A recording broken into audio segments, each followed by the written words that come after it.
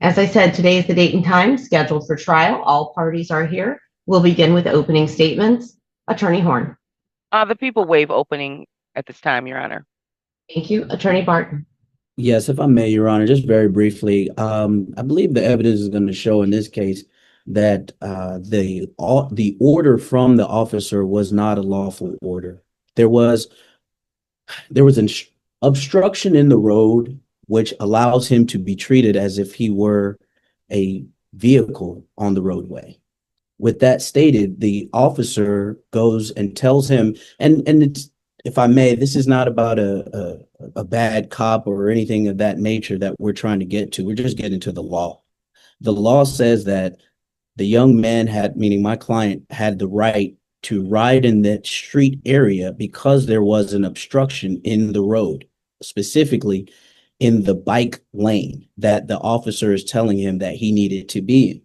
Once there is an interference in that lane, he's now legally able to avoid that possible injury and or narrowed road as MCL 257.657 articulates. Bikes have roadway rights. MCL 257.660A says that bikers can move away from obstacles that cause unsafe conditions. And so when we get into the trial, Your Honor, we'll show the specific unsafe condition. And with that said, we believe that there will be no reason for the officer to even have a legal order.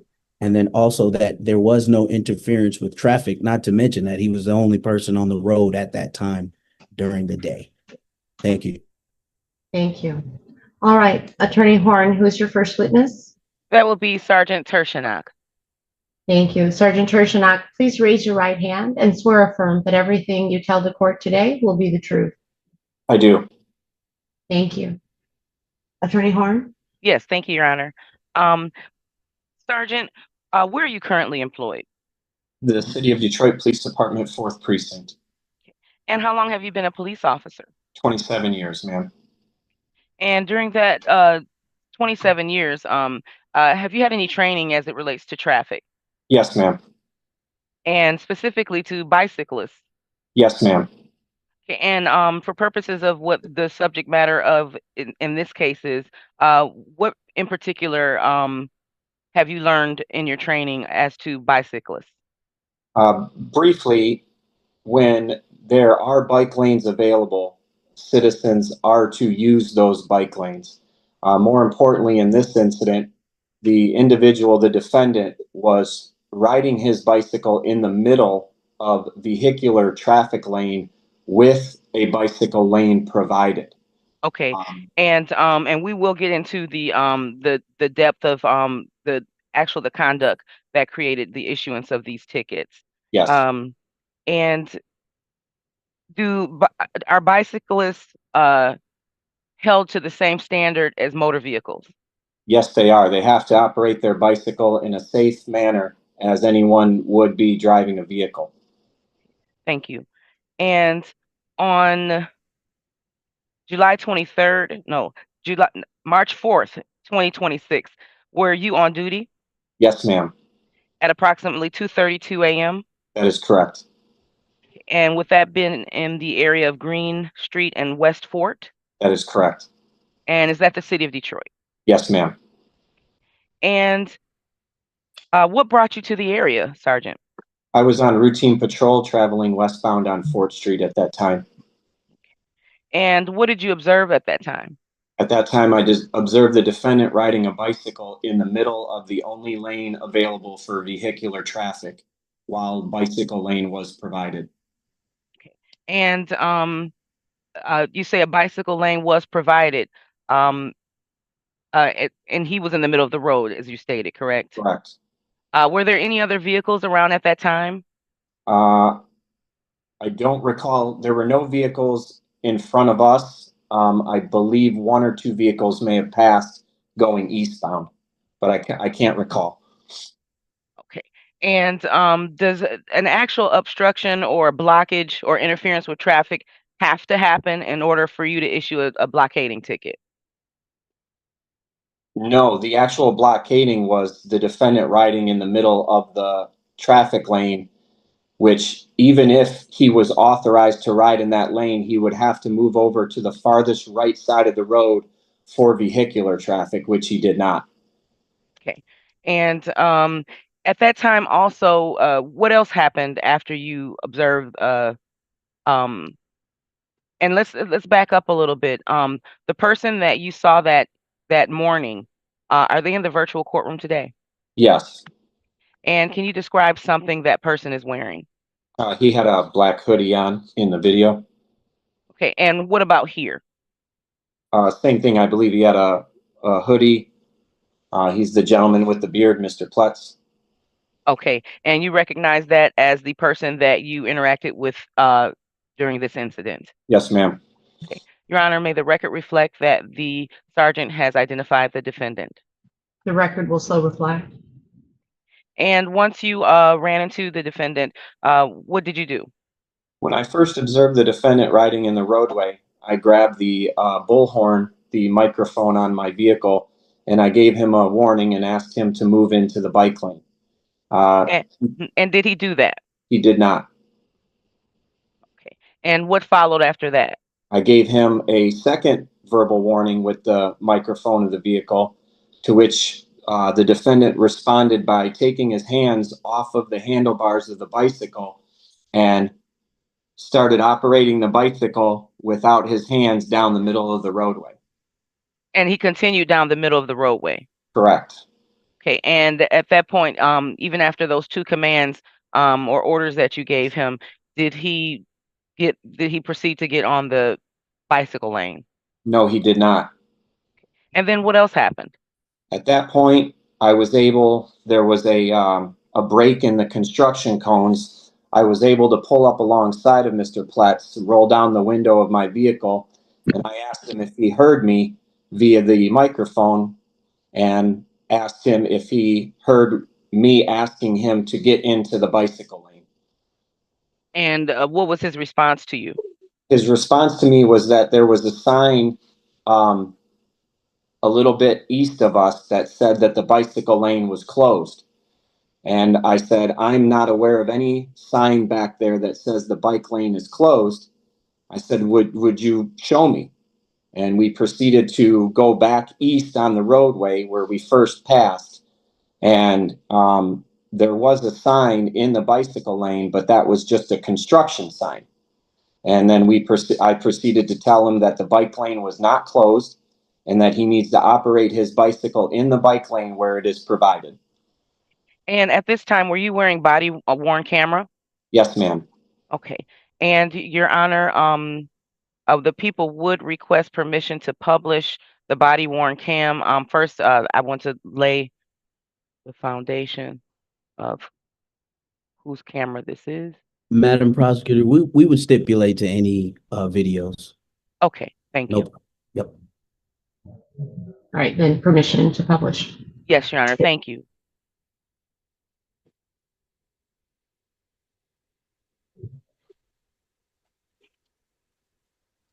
Okay, and is this your body-worn cam as far as right here identified?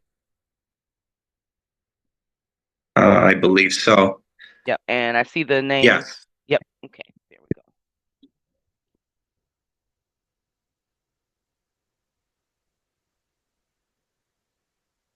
Let me get it so that I can.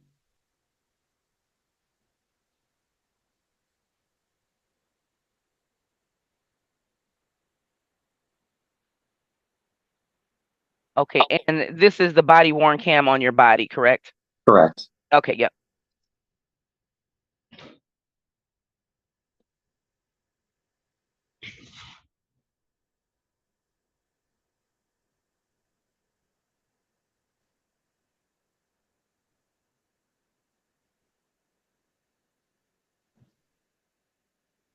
Hold on, let me. Looks like the sound is muted. Is that your intention, Attorney No, Horn? it wasn't. There we go. Okay, and I'll start over quickly. And then make sure the playback speed isn't higher than normal. There we go.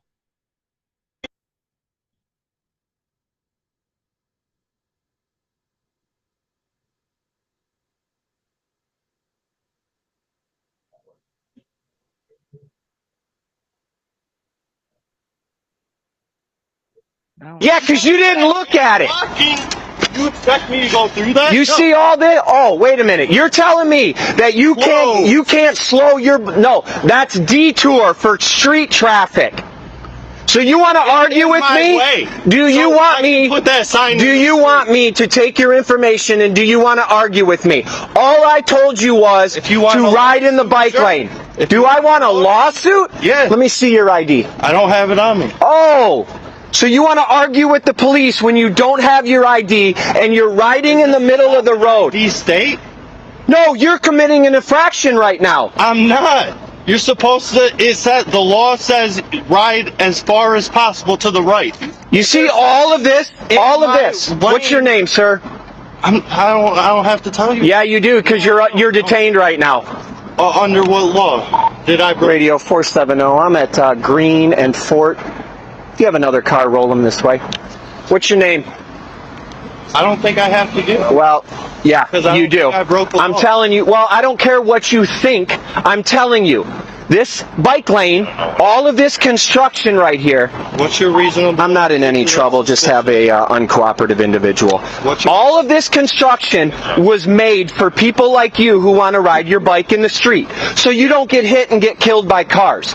Now you have all of this. And killed by this. My man, if you can't slow your bike.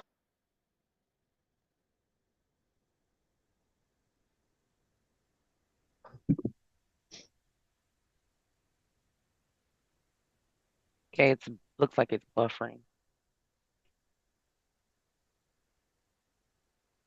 Down enough to avoid this minor obstacle? Who's to say that I could even see that? If that was in the road, it would be different. You have a headlight on your your bike, don't you? Do you have a headlight on your bike?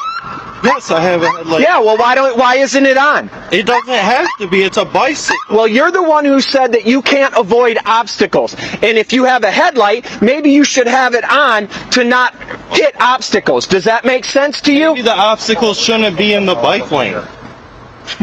It is your responsibility to control your vehicle. You see all these pylons? We control those. You have 2 seconds to give me some ID or give me your name. I don't think I have. What's your reason? I told you. Put your hands behind your back. I love people like you who think that you're going to tell me the law. You got anything on you I need to know about? I have a work blade in my front. You have a what? A work blade in my front. A knife. Okay. Probably, and just so you know, the warning that I gave you 3 times, telling you not to drive in the middle of a traffic lane when there's a bike lane provided, is my reasonable suspicion to talk to you. Even though it's closed. It's not closed. That is a detour sign for vehicle traffic. Why is there a sign in the road blocking? It's a detour sign for vehicle traffic. And it's blocking the bike lane. That you can slow down and maneuver around. You're telling me that you can ride your bike. Mind you, you were riding your bike with no hands the whole time I was behind you. I'm allowed to So do if you're that so legally. good at riding your bike with no hands, then I have no problem believing that if you put your hands on the bike, that you could go around that minor little sign right there. Yeah, you should have done that when I gave you a nice warning and told you to get out of the street. But no, you think that you're Mr. Law Johnny Awesome and you know everything. So walk over to this officer's car and give him all your information, or you're going to get another charge for resisting obstructing. Make sure he doesn't have any other weapons on him.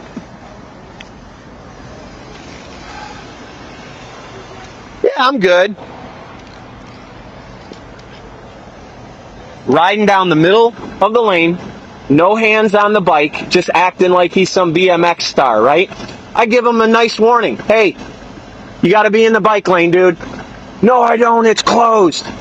Yeah, dude, you got to move out of the way. Bike lane. No, I don't have to do nothing. The bike lane's closed. Makes me come all the way back here because he says this sign is telling him that the bike lane is closed. And that he cannot maneuver around that sign right there because it's too dangerous. But yet he's in the middle of the lane with no hands riding down the street like he's on a 10-speed in Palm Beach, like some beach hippie, swerving around. And then he wants to give me the, well, I don't have to provide you my information. This is a non-stop and frisk state. You don't have any reasonable suspicion to stop me. Just being a clown.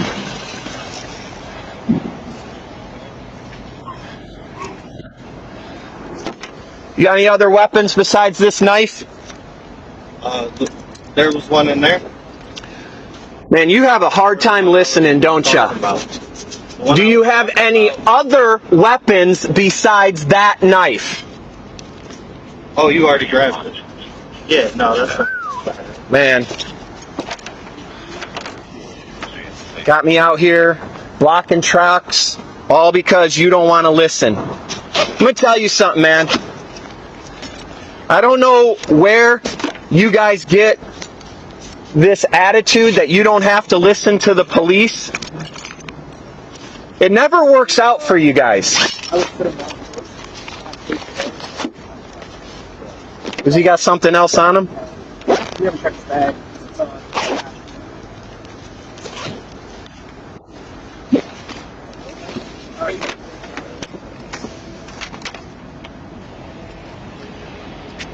I'm going to move my truck so this guy can go around. Once you get him in the seat, we'll pull off a little bit. Why are you in this? Yeah, man. Appreciate it.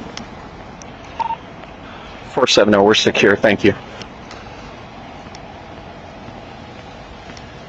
Copy that.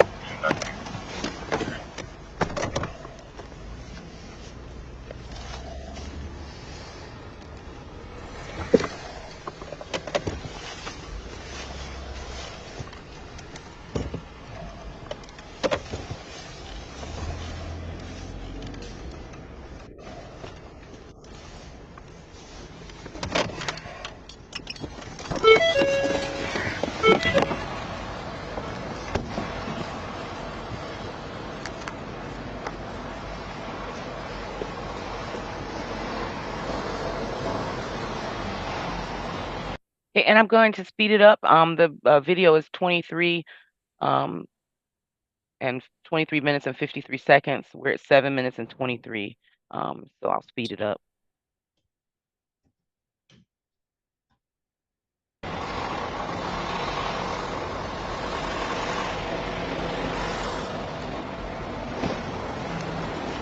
No more weapons?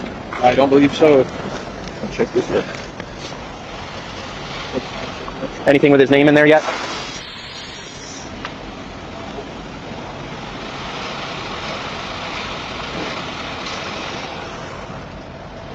Did he give you his name yet? Not yet.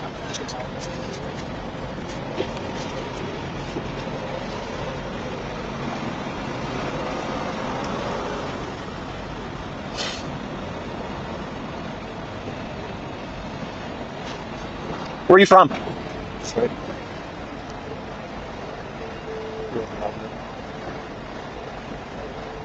I really don't understand why people think that you can just act however you want to act, especially when I'm giving you a break. All you had to say was, yes, sir, and move over and let me pass. But for some reason, you've got it in your head that you're going to argue with the police and somehow that's going to turn out good for you. How do you rationalize arguing with somebody who... I've been a police officer for almost 30 years. Do you think arguing with me about something so petty is going to turn out good for you? Or do you think that maybe you should have just said, yeah, he's right, let me get out of the middle of the road and move on about my day? I'll just say something. Okay. Well, you're going to give this officer your name right now, and then we're going to go from there. So what's your name? Yes, you do. Or it's another charge. Okay, well, under duress and coercion. Oh, you know what? There's no duress and coercion because nobody's hurting you. You are lawfully detained for ignoring a lawful order of a police officer. And for your information, my reasonable suspicion for stopping you is not reasonable suspicion. It's probable cause because I observed you violating an infraction in front of me. Right. Do you understand? So if you want to play jailhouse lawyer with me, you're about to get another charge of resisting obstructing an officer and failing to give your name. Do you understand? I'm trying to get my name. I'm just saying it's under duress. Okay, it can be under duress all you want. So go ahead and give your name before you catch another charge. Sir, David. David what? What's your date of birth? What's that? Thank you.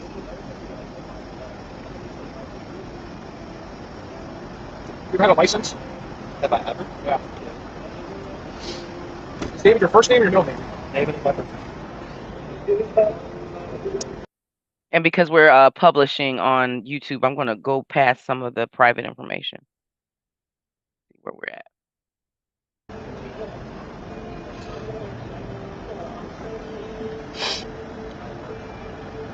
Yeah, that's why he hangs out here. Should call Allen Park and see if they want him. Were these all issued to you when you were on a moped? Yeah. They're all for impeding traffic. Yeah, driving. I was driving. So 411 has the 9300 from 2175 Detroit Avenue in Lincoln Park, and we are reaching that address escorting the victim to her governor vehicle. Okay.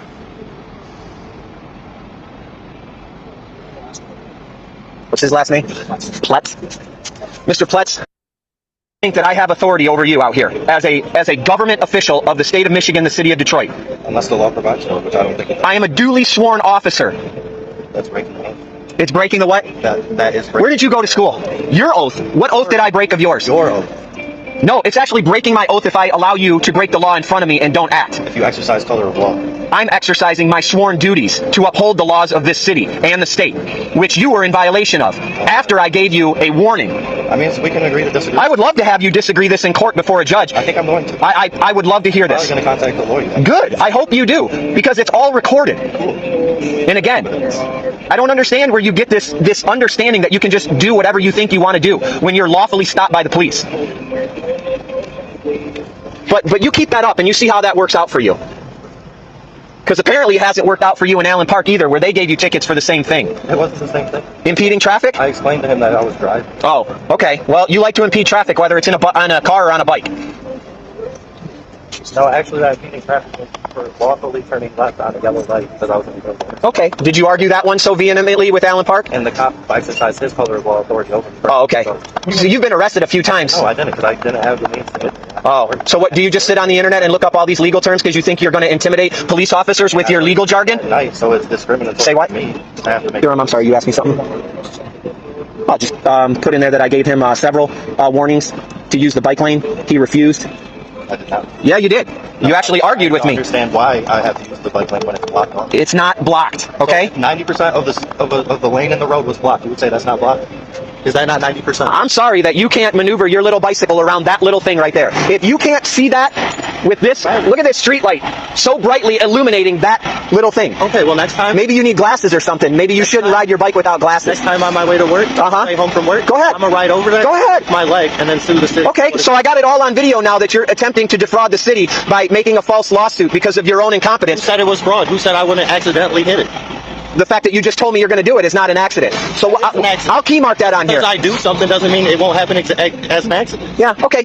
I hope that works out for you, because now that's a felony fraud case. It's not. Yeah, go ahead and roll this guy's window up. Good luck with that, buddy. Just issued several warnings, refused, got argumentative about the bike lane, refused to give me his identification, and then that's when I called you guys over, so.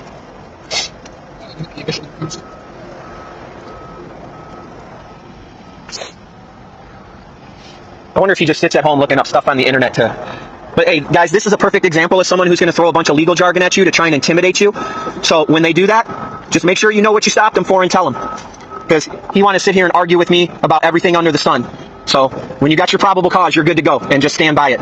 What's your 236148. It didn't come up when you put my last in? No, it's not. No. Does it come up by my badge? I tried. Sergeant, someone have the Oh, yeah, in front of the badge? Yeah, that's how mine should come up. 626.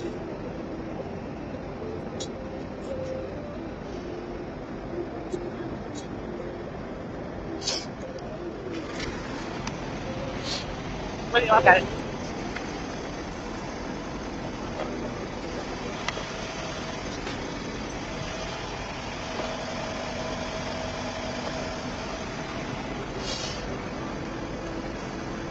What time was the last one?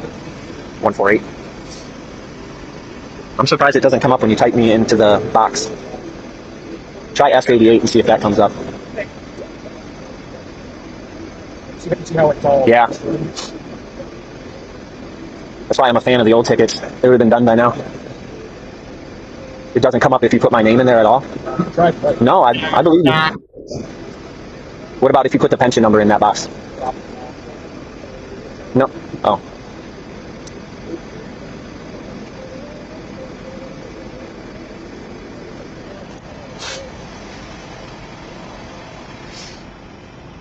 He had nothing on. Oh, that's awesome. Also, he goes, I can't see this. I said, well, if you're riding at night, maybe you should turn your little headlight on so that you can see obstructions. Well, I don't want to. Okay. Yeah. All this traffic, all this road construction to put these bike lanes in, and then they don't want to use them. Find it? Awesome.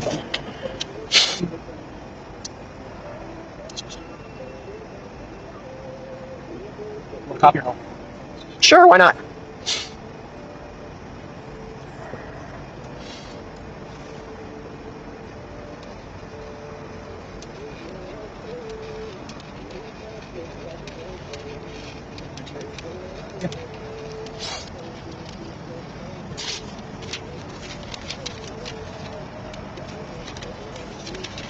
And roll his window down real quick. Mr. Platts, never once in my 30 years as a police officer have I ever bothered anybody that was just minding their own business, okay? So when you're out here doing the right thing, the police don't bother you. Next time a police officer asks you kindly and gives you a warning and they're polite to you, you should probably just take it and listen and stop trying to be a jailhouse lawyer. Stop trying to tell officers that you know the law better than them, because all this stuff that you're spewing is just going to get you in more trouble one day.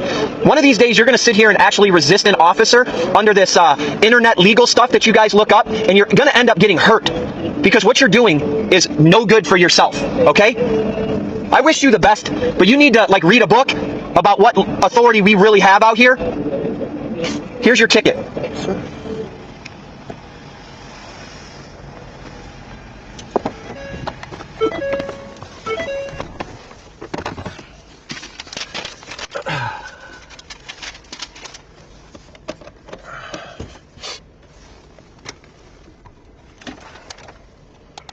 Thank you, guys.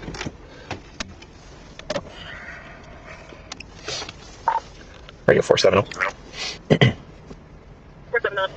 Yeah, show me clear ORD. Thank 4-1 for the assist. Alright, clear 4-1, location.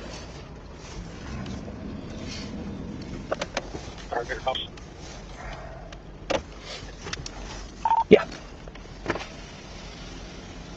Appreciate it. Thanks, guys.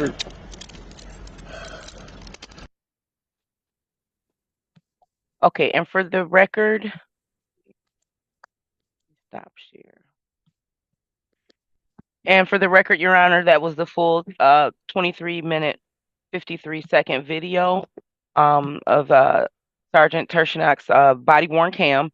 Your Honor, the people move for admission. Attorney Barton, any objection?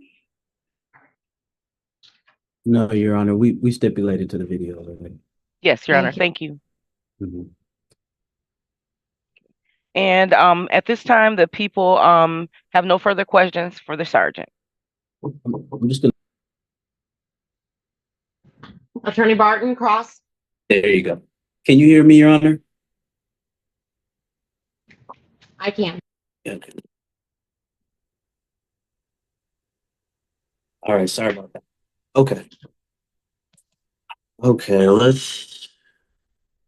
just 2 seconds, Your Honor. Let me just get this together. I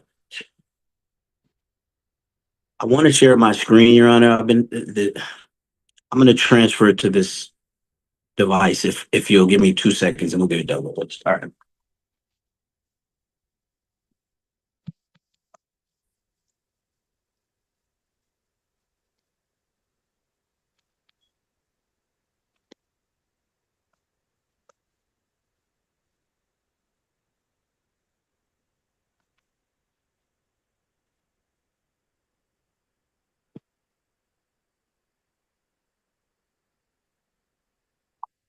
Now, are you able to hear me now, Your Honor? Yes, Attorney Barton, I can hear you. All right, thank you. And again, my apologies for the technological issues. Okay, officer, and I just want to make sure I pronounce your name right. Is it Tershionak or Tershionok. Tershionak? Tershionok. Tershanok. Okay. All right. Good afternoon to you, Officer Tershanok. I'm going to ask you a few questions. If you don't understand what I'm saying, please ask me to repeat. It's probably me, not you. Okay. Yes, sir. All right. Now, I'm going to try and avoid getting to some things that you said in here, but you were an officer, you said, for over 30 years. Is that right? Almost 30. Almost 30. Got it. And then you said that, well, you didn't say that. What law school did you go to, sir? I took law classes at Mesa Community College in Arizona. Okay. So your answer would be none, correct? You did not go to a law school, right? No, I never brought up law school. Yeah, no, you said you love people who know the law, correct? Isn't that right? In your statement that you made in I the love video? people who try and argue the law against me. Look, you can finish your statement. I said I love people who try and argue the law against me. Oh, okay. And so when you made your statement about duress and coercion requiring some type of force, you knew that wasn't the law either, right? Your Honor, the people would object relevance, and also the officer stated that he did not go to school and he took law classes, which most officers do. May I respond, Your Honor? So, and I apologize, there's a delay, so if I don't hear you, I'm not trying to cut anyone off. Yeah, Your Honor, the reason why is that if the officer is stating, and I'm not trying to be petty, but there is a bit where I'm tongue in cheek trying to explain the fact that he made a false statement as it relates to the law in his own statement he made in the video. And I'll tell you, he said duress and coercion. You're not physically forced. And the reason why I'm bringing that up is because there was a back and forth of the officer and my client talking about the law where he basically berated him the entire time about his lack of knowledge of the law.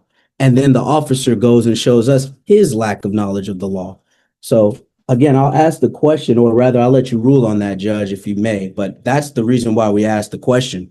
You said duress and coercion required physical restraint in your comment in that video. Your Honor, So my another question- objection for relevance. What does this have to do with the subject matter of these tickets, the impeding the traffic and Mhm. also disobeying a lawful order of the police officer? I think we're getting into feelings Well, here. Well, I can tell you it goes to credibility specifically, but I can move on. The point is already made. Judge, we can't hear you. We can see you moving, but we can't hear you. That's why. Yep. Thank you. Oh, sorry. The disobeying of a lawful order of a police officer Mhm. is directly tied to that officer's knowledge of the law. Thank you. As such, I find that defense counsel is allowed to question the officer as to whether he knew the applicable law that he is charging the defendant with violating. If the answer is I don't know, then the answer is I don't know. If he knows the law, he knows it. If he doesn't, he doesn't. Attorney Barton, I'll allow you to rephrase your question if that is in fact the question. It's not, it's not the attorney's place to testify. If you have a question of the officer, then ask the question. Will do, Your Honor. Thank you. So, officer, I'll restate that question. You recall in your video explaining the law to Mr. Pletz as it relates to him not being under duress or coercion. Is that proper? Do you recall that? I recall making a statement to which I responded to Mr. Pletz's comment of being under duress. And I believe my comment was that duress usually implies some type of force. I did not state any actual law. I just made a comment to him regarding that statements he made under duress usually imply force. That's And all let I me did. ask, do you mean physical force? Correct. Okay. And so Which I you're stated clear. there was no physical force. Right. Or And so duress. I'm sorry, I'm not trying to cut you. It's just a delay. I apologize. Okay. So you are clear that that is not the law, right? That you can be under duress without physical force, correct? There are different types of Your duress. Honor, That is correct. objection, relevance. When are we going to Honestly, get to the I've already ruled on the relevance issue. Okay. The officer's knowledge of the law when he is charging a defendant with disobeying a lawful order issued by him is directly implicated as to whether or not this defendant violated a lawful order. But as to duress and coercion, we're going on a whole nother. I'm assuming, given the notes on the ticket, that the charge from disobeying a lawful order related to Mr. Pletz's initial refusal to provide identification. That's what's indicated in the notes on the ticket. Mr. Pletz's assertion in that interaction was that he was under duress as to providing that information. He then engaged with Sergeant Tershina about whether or not the order for his identification was lawful, given his feeling that he was under duress. Understood, Defense Your Honor. counsel is now questioning the officer about that. And officer, Mr. Barton is asking you yes or no questions. Okay, I'm sorry, Your Honor. I didn't. He asked me to describe the law. It was my understanding of his question. Thank you. He asked Attorney me if I Barton. understood what duress was. Let me ask the question one last time, sir, or excuse Sure. me, one more time. Specifically as it relates to the duress and coercion statement that you made to the defendant, you are clear that duress does not only require someone be physically restrained or forced, correct? That is correct, and that is why I made the statement in which I said duress usually implies force. It doesn't always have to imply force, though. So then in the statement that he made to you saying that he was under duress, your response to him that it usually or usually does not, it was not relevant then, right? It was relevant because I described that I had probable cause to detain him. And that was the purpose for me asking for his identification. And I don't want to take this too long, but just to be clear, he's saying that he was under duress. You're saying he was not. He said, and then you respond saying he wasn't because usually duress has to deal with force. Is that correct? I believe I said, I'm sorry you feel that way, but usually duress and coercion imply some type of force. Okay, is what I believe I said. I got you. So we're there. We're that usually it could. In this case, Correct. You're saying that there was no force, correct? I'm stating I never applied force to him. Right. And I apologized that he felt he was under duress. Okay, just follow me, officer. It's very simple questions. You said you didn't apply any force to him, correct? Correct. Does that negate the possibility of coercion or duress? No, it doesn't, because the coercion or duress could be his own feelings. No, it's the law, right? Yes, but Okay. Objection, argumentative. It feels like counsel is arguing with. Sustained. Attorney Barton, I Excuse me, get your point. Please. I'll move on. I apologize, Your Honor. Thank you. Okay, so we're in agreement that well, let me strike that question. Let's get into you mentioned something about him riding with no hands. Is it illegal to do so? Yes, it is. Okay, and that would apply to a unicycle as well, right? A unicycle? Yes. Where there are no handlebars on a unicycle. You're aware of that, Your Honor, correct? a question of point. Is a unicycle involved in this particular case? Well, we're asking about bicycles. Is a unicycle involved in this case? Here's where we are. Mm-hmm. We all watched the same video. Yeah. All right. We all watched the same video. Mm-hmm. Mr. Pletz is not facing a charge for operating the bicycle with no hands. The charges that he is facing are for disobeying the lawful order of a police officer and interfering with traffic. That's it. I got you, Your Honor. I could focus on that. I just wanted to negate the minor points and then hit the major points, but we'll go right into it. So, officer, are you familiar with MCL? Excuse me here. MCL 257 dot 657. And that deals with interfering in traffic. Sorry, go ahead. I didn't want to interrupt. I'm sorry. No, I'm sorry. Not off the top of my head. Okay. Would it I be don't fair have to it say in front of that? me. No problem. Would it be fair to say that that deals with bicycles having roadway rights, meaning how bicycles are treated on the road? If I have no reason to doubt that if you're reading it from the statute, that's what it says. I appreciate that. And then also we have MCL 257.660A. And I'm going to ask you if, well, first I have to ask the foundation, are you familiar with that MCL? The same answer for your previous question. Which would be? Which is, I don't have the statute in front of me to refresh my recollection. So I have no reason to argue with it if you're reading from it. No problem. Thank you, sir. I'm just keeping the record clean. I wasn't trying to be petty. In 257.660A, it states that if the road is narrowed or if it exposes the rider to injury, that individual is allowed to move outside of that road area. Is that a fair assessment? Again, if I have no reason to doubt you. And so I would ask, is that a fair assessment? If that's what the statute states, my statement, is that a fair assessment? Objection. This is speculative. You're asking the officer to speculate as to something that he has nothing in front of him, as he stated before. I will sustain the objection. However, officer is instructed, if you don't know, then the answer is, right. I don't know. Thank If you don't, that's it. It's a yes, no, or I don't know. Thank you. Okay, so with MCL 257.660A, again, I'm asking, is it fair to say that it gives bikers the permission to move out of a roadway when there's either an obstacle, the road is narrow? Objection. The officer has already said, asked and answered, Your Honor.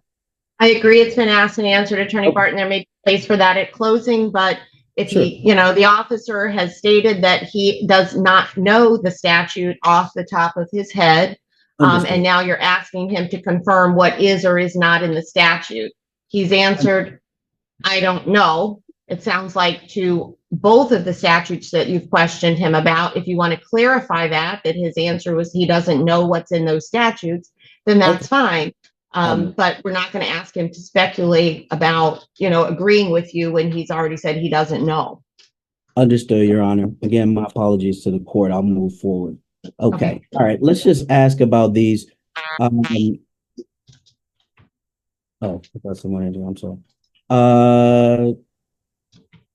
Just to be clear, to your knowledge, you don't need a license to ride a bike, correct? You need the bike to be licensed technically in the city of Detroit, but you do not need a driver's license to operate a bicycle, if that's your question. And you don't even need an ID to ride a bicycle, correct? No, technically you do not need to carry ID in the state of Michigan. And so when you said that to him, when he told you he didn't have his ID, your response was that he had committed another crime? No, what I stated was that I had probable cause to investigate him for an infraction. At that point in time, he is required to identify himself. Mm-hmm. Thank you. All right. And then clearly there was, well, not clear. Let me ask you didn't see anyone on the road. That entire video that we showed, there was only that one car at the end, right? That you guys let by? As I stated previously, I believe there were other vehicles traveling the opposite direction. But at the time I stopped the defendant, he was in front of me. There was no vehicles in front of him, but he was blocking my mode of travel. And even though I am a police vehicle, I am entitled to the same privileges as anybody else on the road, and I am considered vehicular traffic. Absolutely. Now, speaking of blocking, you never gave him a blockading charge, right? No, I gave him an interfering with traffic. Gotcha. And then You didn't have any video of him riding down the middle of the road with his hands up or anything like that, right? If all the video you have is there, I don't know what it recorded. Well, I'm asking you, you didn't record any video to your knowledge of him riding down the middle of the street with his hands up, as you stated earlier, right? The video in our car records once I either start the body worn camera or turn the lights on. Let's And ask Your the, Honor, I would question the relevance of this question. I think we're focusing more of the interaction versus the actual conduct that brought about these charges. respectfully, if we're saying that he was disregarding the officer's command, and then the officer goes and says that not only did he disobey it, he went in the middle of the road. And my question is where was that interaction if you interacted with him prior to stopping with him? Let me see if I can state that another way. I'm going to read the notes before we begin written on this ticket, because I think it may help to focus the questioning. Okay. Okay. Interactions between citizens and officers sometimes contain a bit of back and forth, right? And so when someone is charged with disobeying the lawful order of a police officer, we've got to try to focus and figure out what is the lawful order that the officer is claiming the person disregarded or disobeyed. Here is what the notes on the ticket say that were issued by Officer Turchina. Issued several warnings to use provided bike lane. Mr. Pletz refused and became argumentative with officers on scene. Initially refused to identify himself. So there appear to be two different instances where Sergeant Turchina alleges that Mr. Pletz disregarded his lawful order. I got One, when he was ordered to use the bike lane. So questions related to that order to use the bike lane are relevant. Second, the refusal to identify himself. So questions related to the refusal to identify are going to be relevant. According to the notes, those are the two ways that the sergeant has claimed Mr. Pletz disobeyed his commands. And so if Attorney Barton is asking the officer about the command to remove himself from the roadway, it's a relevant question, because that is one of the ways that Mr. Pletz is being accused of disregarding the officer's lawful order. All right? We can keep the questions focused to those two things in terms of the disobeying lawful order. Attorney Barton. Thank you, Your Honor. So, Officer Turchina, I'm just going to ask that question one more time. You, just for the record, you don't have any video of my client in the middle of the road at any time without his hands or with his hands on the steering or the handlebars at all, correct? I do not know what was recorded. Did you not watch your video, your body cam video? I just watched what we all saw here in court today. Okay. Attorney Barton, the answer was, I don't know. You've gotten an answer to your question. I understand, Your Honor. I would prefer he actually say, I don't know, to keep the record clean, but I'll move on out of respect for it. Repeat your question in case it wasn't clear. I believe in a clean record. Repeat the question. The question is that he didn't review his body cam footage prior to today, and he said, I only saw what he saw. Well, I don't want to testify. I also stated that I don't know what was fully recorded. Okay. Officer Chernak, I believe the question is, did your video capture images of Mr. Pletz riding his bicycle in the middle of the roadway? Yes, Your Honor, and I believe I stated I don't know what was fully recorded by my vehicle's camera. All right, thank you. You're welcome. So, if I may, the answer is yes, I don't know. The answer was, I don't know, Attorney Barton. That was pretty. The answer was, I don't know. Okay, I appreciate that, Your Honor. All right, so I'll move on. So real quick, so you talked to the client, he told you there was a blockage or an obstruction in the roadway, and then you and he went back to that location. Isn't that proper? That's not proper. Okay. Tell me what happened. He went, well, let me rephrase it. I'll strike that. You said that he told you a sign was in the bike lane saying that the bike lane was blocked off. Is that proper? No. He stated there was a sign in the bike lane saying that the bike lane was closed. Okay, sorry, closed, not blocked off. Correct. So there was a sign ahead that said the bike lane was closed or whatever have you, correct? After I gave him after I requested he move into the bike lane 3 separate times, he became argumentative and said there's a sign back there that says the bike lane is closed. I got you. So then you and he go back to where he alleges this sign is, correct? That's correct. I said, take me back there and show me, because if there's a sign that says the bike lane's closed, then we're all good here. Got you. Now, if you take a look at our screen here, this is the sign that he's talking about. Isn't that proper?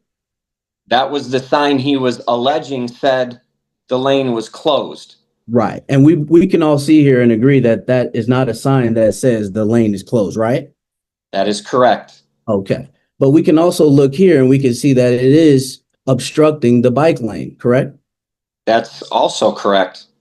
Now, knowing that it was obstructing the bike lane, you still ordered him to go into that bike lane, correct?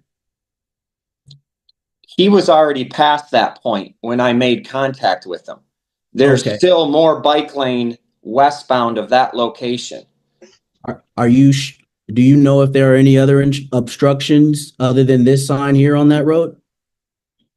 From this, well, all I can see is the next block up. But as you can see, westbound from that sign, it's not obstructed. So he could have clearly gone back into the bike lane with no obstructions. Okay, I'm respectfully, sir, I'm not going to ask you what he could have done. I'm asking you what you saw that night, not this video. That night, did you see any other obstructions in the bike lane on that road? No, that's what I'm trying to explain to you. Okay, so this is the only obstruction you saw on that road that night in the bike lane, correct? In the area where we were traveling? Yes. No, there were no other obstructions that I saw. Okay, all right. Now, are you familiar with this road as well, sir? Well, let me go back. Let's strike that question. Okay, an objection, Your Honor, to publishing these. I did see the one before. I did not see this one. And I don't think it's fair that it be presented in court. Well, if I may. I'll give Attorney Barton a chance to lay the foundation. Okay, I'll do that. Although we stipulated to all of the videos, Your Honor, that we received, so I'm not sure why. Absolutely, but this is stuff that you didn't send us in discovery either. Well, respectfully, this is your video. This is not my video. This is Officer. A still pic from the video? No, ma'am. Respectfully, this is the video. This is their video that they sent us. From Scout? Yes, ma'am. But this one doesn't have any audio. No, I got you. Still pic. Yes. Okay. No, it's not a still. We just stayed here at the end of the video. Gotcha. Thank you. This is an actual video. Okay. Am I clear to move forward? Respectfully, Your Honor. The objection is overruled, given the explanation that this was video provided by the city and not objected to by the defense. The people, if it's too late, if we will withdraw, knowing now that this is directly from the videos that we've exchanged previously. All right, thank you. Withdrawal if the objection is noted. Thank you. Thank you, Your Honor. Mr. Officer Tershanok, are you familiar with the video? No, you'd have to give me some street locations or something there. It appears that that's 4th Street, but. Well, not the street, sir, the video. Are you familiar with taking this or are you familiar with this video being associated with your scout car? Your Honor, point of clarification. Mr. Barton is showing clips. I showed a whole video to lay out the whole story. I don't think that this line of showing the video, if you're going to play the video, it is a video. These aren't pictures. It's a full video. Well, haven't we already watched the full video? This, I believe, is Scout Car. So we have not watched the full Scout Cam video. And I can alleviate that because we don't have any intention other than showing that particular last segment of the video. So I'm just laying foundation. It's not to move the video. My apologies to Madam Prosecutor. So, sir, I will not move the video. I will ask you, do you recall taking a video through your scout car on that particular day of the incident? At what point in time? When is this? The Period. question is, what did you have scout car video of the interaction with Mr. Pletz? The scout car video should have recorded when the body cam was activated, Your Honor. But again, as I stated, I'm not aware of what video they have. Non-responsive. It's a yes or no question. Do you recall taking a video through your scout cam on the date of the incident? And as stated to your question previously, I do not know what video was recorded. So I'll just go ahead and ask. So once again, are you saying that you did not review video prior to coming your video? Objection asked and answered. Are we going to play the video or not? Well, here's the issue, because now I'm confused. This is not the video that we've all watched, is that correct? No, Your Honor. No, there are two videos, Your Honor. There's body cam and then there's scout cam. Okay, and we have watched the body cam video, but we have not seen the scout cam video. No, There's but- been a stipulation to admission of all video evidence that was turned over. There was no objection issued by Attorney Barton. However, it was to the video. The problem is we must have a foundation that affirms that these images are coming from that video, Attorney Barton. And so the most efficient procedure is likely to be to play the video from beginning so that Officer Turchinock can confirm that that is in fact a scout car video. Okay, we can do that. I'll try one other quick way, Your Honor. Officer, do you see the screen here? I do. Do you see your name at the top left corner of the screen? I do not. Okay, then we may not be seeing the same screen thanks to Zoom technology, because I do see the name. I do now, Your Honor. I had to zoom in on it. No problem. So do you see your name here at the top left corner of the screen? Yes, I do. Would it be fair to say that that's scout camera from your scout car? That's fair to say. Okay. It doesn't say a time, or it doesn't have a timestamp, I don't see. Nor does it have a date, Your Honor. Correct. I don't believe I see a date. Your Honor, if I may, I'm going to go back to, I believe we laid the foundation already. He's identified that this is his scout car video. Anyway, let's move to the 17. Well, wait a minute. That's not in any way. Oh, That's not in any way.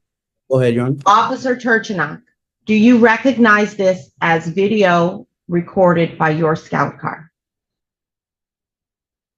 It's possible, Your Honor. I don't see a timestamp stating that this is from the incident that we're speaking of. Attorney Horn, are you in possession of the scout car video? I am, Your Honor. All right. And And so we're going to need to, have you reviewed the scout car video? I have, Your Honor. But I watched it and I would not be able to recognize it with clips. But All right. but again, Your Honor, we've already stipulated to these videos. So I'm not quite Attorney sure. Barton, one moment. Attorney Barton, because I know you have a circuit court matter, and I think the most efficient thing is to play the video from the beginning. If you need to 15 minutes, if you need to take 30 minutes and we can reconvene, then we can do that. So that we can address your circuit court matter. But we're prolonging this by not just playing the video. Because I'll go ahead and do that, Your Honor. My apologies to the court. Okay. And just for the record, Your Honor, we've spoken with circuit court. They're trying to move it to 3 p.m. So we Okay. should. All right. Can I take a 10-minute break? I'd like to grab lunch before they close. Oof. all right, 10 minutes, we'll reconvene here at 1 p.m. Okay. Your Honor, we're starting at the 0 point of the video labeled, well, let's just say the last digits at the end are 246030-1, allegedly the scout card.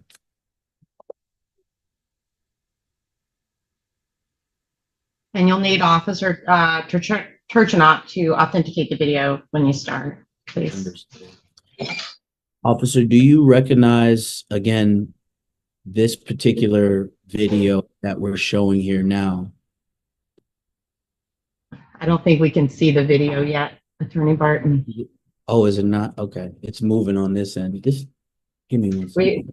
I don't see anything, but it says you've started screen sharing, but that's it. I don't see. Oh my God. It says screen sharing is paused. Judge, I'm going to try and get on this hotspot. This is ridiculous. I'm so sorry. Okay. Oh my God. I can assist if you want, Mr. Barton. Do you want to play? Do you mind? Yeah, yeah, because I'm so sorry, guys. and I'm hardwired in here. Thank you. So you can stop sharing. I've already got it pulled up. And if you need me to stop somewhere, I can. I will, and I appreciate it. That's how delayed this is. I hit stop sharing as soon as you said that, and it still isn't. All right, I've made multiple people able to share at the same time, so hopefully Attorney Horn can share as well. I'm going to transfer to my phone. Let's go.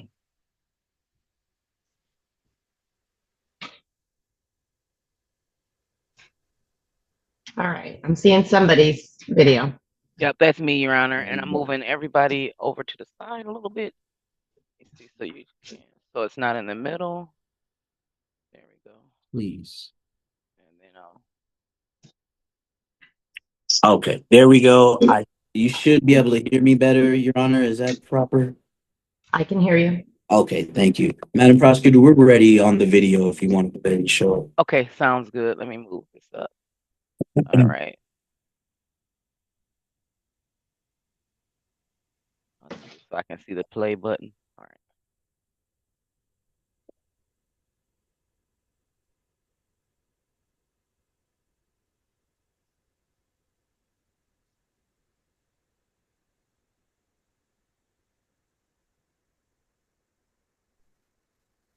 So I wasn't sure if, I'm sorry if you wanted to, this part. It doesn't matter. Okay. Thank you. And I believe we just had clarifying questions. Officer Turchinot, on the date of the incident, you do recall driving a scout vehicle. Is that correct? Yes. And that scout vehicle was armed, or rather equipped with recording equipment. Yes.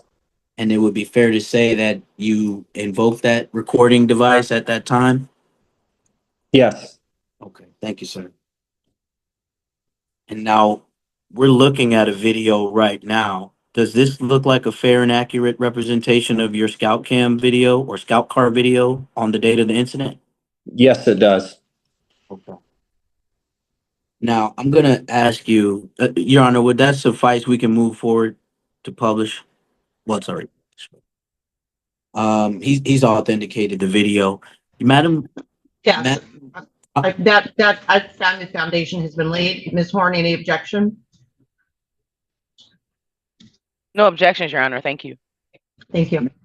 Madam, if you could just pause it and drag it all the way to the end, 1740 mark.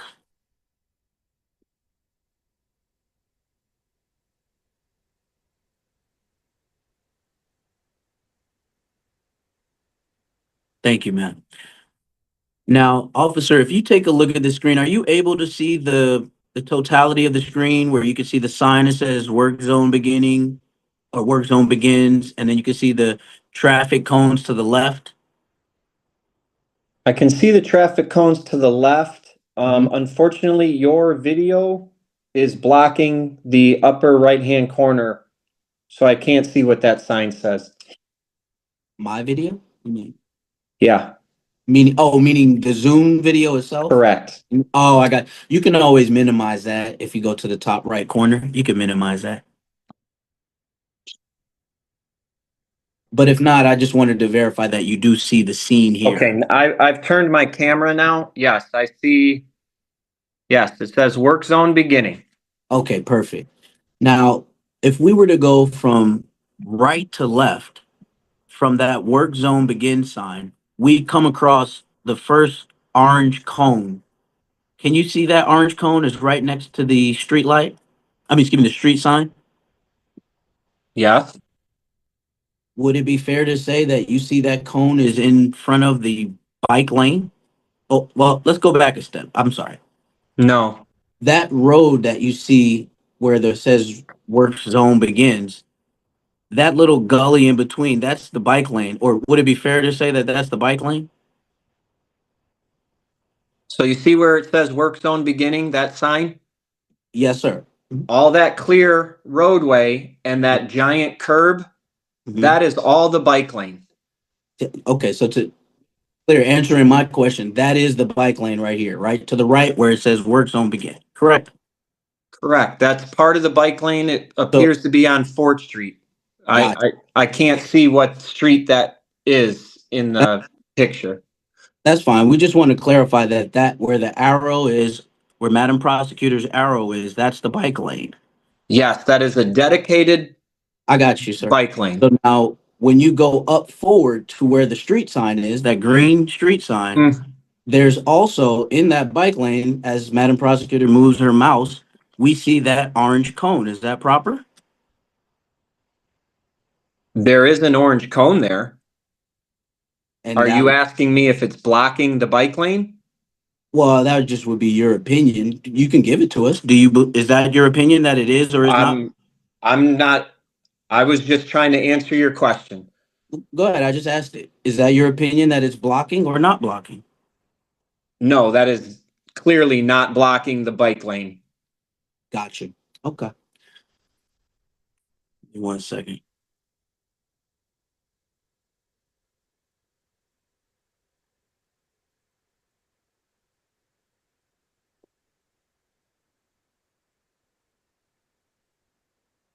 And now, and I'm going to move on past this real quick. But just where would you say that orange cone is? It's to the left of the bike lane, but there is clearly enough room for someone who is operating a bicycle properly and within the guidelines of the law to maneuver around that cone. Got you. So just to be clear, they would have to in fact maneuver around it, right? That's your assertion? No, not at all. Okay. All right. I'm gonna move on. I appreciate it. All right. My Now, assertion is that there is plenty of room for someone to maneuver a bicycle officer, past that. Officer Trichak, we understand your response. Thank you. Thank you, Go Your ahead. Thank you. You're gonna have to wait till I finish talking, sir. So now you made a statement earlier that you said he, quote, can't maneuver around that little thing. That little thing you were talking about was the obstruction that you agreed to earlier in the bike lane, correct? Yes, the orange sandbags that were marking the sign Right, so that people could see it. right. And you said Yes. to him, you quote, can't maneuver around that little thing. Is that proper? I believe I said that he is required by law to operate his bicycle in such a manner that he is able to maneuver around obstacles. Listen, guys, we all watched the same video. All right, we can move forward. And we all know what we heard on that video. Right. So let's just narrow this down and move forward. Thank you, Your Honor. Appreciate it. Real quick. So we agree that there was an obstruction in the bike lane. However, your assertion is that you believe he could have maneuvered around it, right? I believe if he had his Asked and answered, Your Honor. Part of the problem is there are yes or no questions being asked because this is cross-examination. And almost every answer is narrative in nature, which is not proper in response to cross-examination. So the answers are unclear. When a yes or no question is asked, the answer is yes, no, or I don't know. It's real simple. My apologies, Your Honor. Thank you. You can go ahead and answer the question then, sir. I'm sorry. Could you repeat that for me? Sure. We said that the obstruction, well, let me rephrase that. We agree that there was an obstruction in the bike lane, correct? Yes. Told him he just needed to, if I quote you properly, you said he can't just maneuver around that little thing. That was the question. You told him to maneuver around it, right? I did not tell him to maneuver around it. Okay. All right, let's move forward. You didn't measure the distance between that obstruction and the remaining component of the bike lane, did you? What do you mean by remaining component? The distance between the obstruction and the remaining space in the bike lane. You did not calculate that distance, correct? No, I did not. Right. So you don't know if that was the safe distance for a bicyclist or anyone to travel into, correct? Or safe area, excuse me. It had no relevance at the time because that's not where I stopped him and investigated him. Had he passed that area prior to you investigating him and stopping him? I did not see him traveling at that point in time. Well, I guess the logical question is did you stop him before that obstacle or after the obstacle? That's what I'm trying to say. I stopped him after we had already passed that obstacle. Right. So So it had no relevance to what I was investigating him for. well, I'll get that. We'll go into that. So it's fair to say that the obstacle that he said prevented him from riding in the lane, you had not seen prior to stopping him. Is that proper? I'm sorry, could you say that one more time? Sure. The obstacle that he said was in the lane that prevented him from riding safely in the lane, you're saying that you didn't see that obstacle prior to stopping him. Is that proper? No, it's not proper because he did not tell me he was traveling in the roadway because of an obstacle. He stated that the bike lane was closed. Okay, let's ask the question and answer the question that I'm asking. You said earlier you did not see the obstacle prior to stopping him. Is that right? Correct. So you did not see him maneuver in or out of that bike lane in that area prior to stopping him, correct? Correct. Thank you. So with that said, now that you know there was an obstacle there, or rather, let's go back in that date. Once he showed you the obstacle was there, you knew he then had the right to evade that obstacle. Isn't that proper? If Your he Honor, doesn't, I would object I'm for sorry. us. I'm sorry, for speculation. Also, it's my understanding with the video that we all watched that they went back and looked at a sign and what the wording on the communication was on that sign, not an obstacle. Well, okay, Attorney Barton. I can It respond. seems to me that Officer Tereshnak, Mhm. thank you, Yeah. Tereshnak has testified that there was in fact something to maneuver around at the point where those sandbags and sign were located. If that's wrong, then that needs to be clarified because certainly in terms of the video that I watched, there was questioning about using a headlight, using a whatever to maneuver around this obstacle. I don't know what else to call it that was in the bicycle lane of sandbags and a sign, right? It's either an obstacle or it's not. If someone's on a bicycle and they keep riding straight forward, they're going to run into it. It's an obstacle. I'm not saying whether or not it can be maneuvered around without entering the public roadway. I'm not answering that question, but it's an obstacle. Right. And And he's admitted to that, Your Honor. So my question led to, and I guess to answer the Madam Prosecutor's objection question is, my question relates to the fact that he had prior or didn't have prior knowledge of the obstacle when he gave the order. Therefore, the order would not be lawful because the citizen had the right. But again, I don't want to make the argument now. I'm just, Closing. You yeah, are. I'm trying to. That would be, okay, guys, that's closing argument when we get there. All right, so your question was there an obstacle in the roadway? That has been asked and answered. As far as I'm concerned, if you want to re-ask it, you can. And then your second question seemed to be, was the officer aware that that particular obstacle existed at the time that he encountered Mr. Pletz for the first time? Yes, That seems to be, all right. So if you need clarification, please go ahead and get that so that that's clear for the record. Sure. Just to be clear, sir, officer, you did not see the obstacle prior to stopping Mr. Pletz. Is that correct? That is correct. Okay, thank you. All right. Now, we talked about measurement. What else do we have here?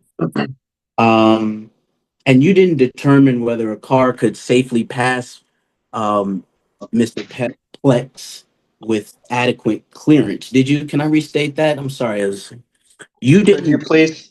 Yeah, no problem.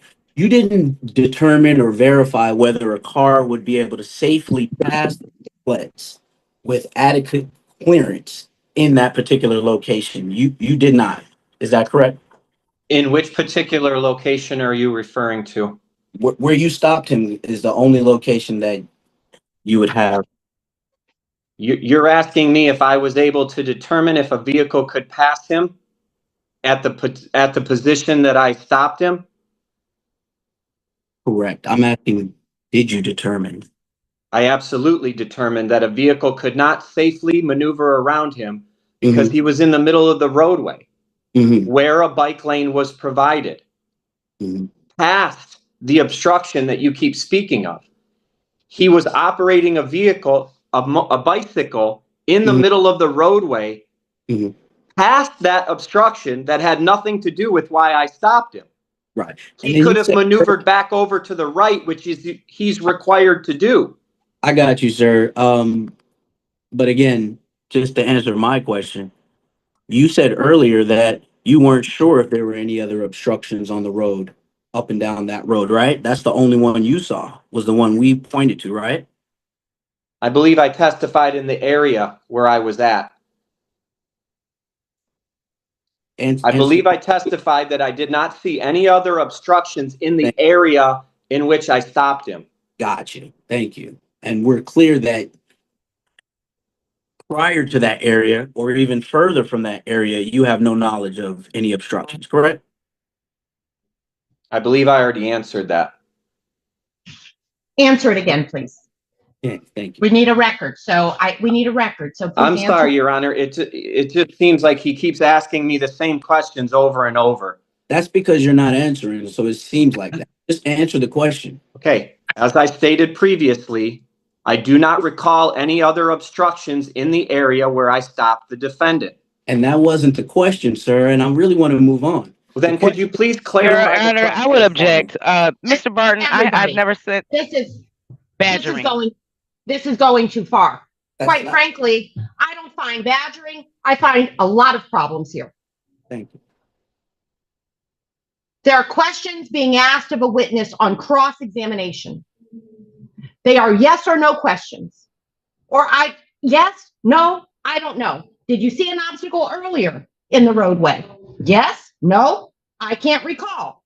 I don't know. Instead, we're not getting clear answers. We're getting run-on testimony.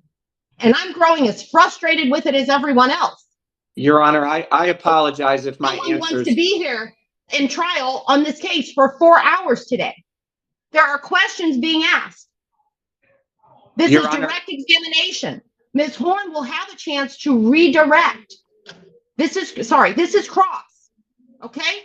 Cross has its purpose. The defense attorney is drawing out the answers that he wants. You don't have to give him the answers he wants. but you have to give them the answer that's true. Yes, no, I don't know. Your And Honor, you're I asking- apologize. I apologize if my answers are frustrating. I honestly do. I All right. just, I feel like I'm being poked and Okay, prodded let's I move on. understand that. repeatedly. That's what happens at trial when you're a witness. I apologize, Your Honor. I will do my best. You know that. You're going to be poked and prodded at trial. Again, I will do my That's his best, Your job. Honor. Ms. Horn's job is to come back and allow you to clear it up, clean it up, whatever you need to do when you finish. Okay, we're not in front of a jury. This is me. I get it. I've read the statute. I know the law. I understand how this works. Again, is Your Honor, cross. I completely apologize. I will do my best. All right. And Thank you. Your Honor, for the record, the people stand with the objection of badgering. It's very repetitive. Some questions being asked more than 5, 6 times. Well, the problem is there's a defense attorney trying to create a clean record, right? A lot of trial is about the record. We have to get clear answers to the questions. And if they're not clear, he's going to keep asking because he needs a clean record. Mr. Barton, please frame your questions succinctly so that they get a succinct answer, okay? Right, and don't elicit a narrative. Yep. All right. Yes or no question. So he's giving a narrative if he chooses to. Okay, Attorney I'll- Barton, please continue, okay? Thank you. All right. So, Officer Tershnak, we're at the. Hold on one second. We're at the bike lane thing. So, you said earlier, or let me ask you this: you never asked my client whether he have moved into that lane to avoid the obstruction, correct? I'm sorry, could you repeat that? Sure. You never asked my client whether he moved into the main road to avoid an obstruction, correct? Correct. Got you.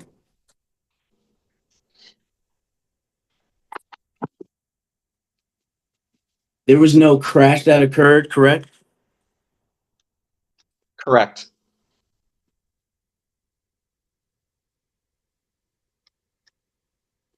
There was no driver that gave you a written complaint about my client intentionally blocking traffic, right? No, sir. Okay. And later on, you did not even remove the obstruction from that area where my client was ordered to ride, correct? No. So you left it there. It's a construction zone. That's a state sign that's there for detour purposes for traffic. I'm not authorized to remove it. Did you notify anyone with the city or the state to move the sign because it was an obstruction? No, I did not. And you're clear that an officer's traffic order must be lawful and related to safety, correct? Yes. Give me 1 second, Your Honor. It's done.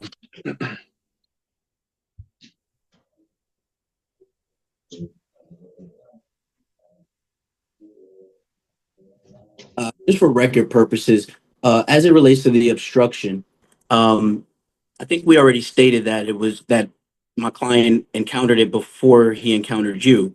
But just to be clear, it's fair to say my client didn't create the obstruction, correct? Not to my knowledge, no. And I'm sorry, I'm not trying to be petty. I'm just keeping the record clean. And then the client did advise you that he moved.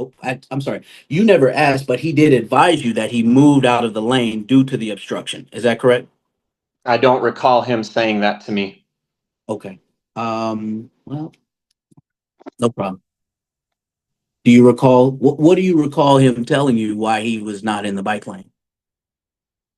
As I stated before, he said that there was a sign that said the bike lane was closed, Gotcha. and that's why he was riding in the middle of the street. Okay. And so just to be clear, as far as the order, you're not claiming that my client had no right to be on the roadway at all, right? No, not at all. Okay. And you're not claiming that bicycles are prohibited from being on the roadway, correct? No. Okay.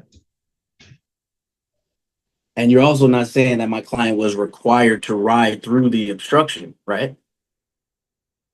No, I'm not saying no. Okay.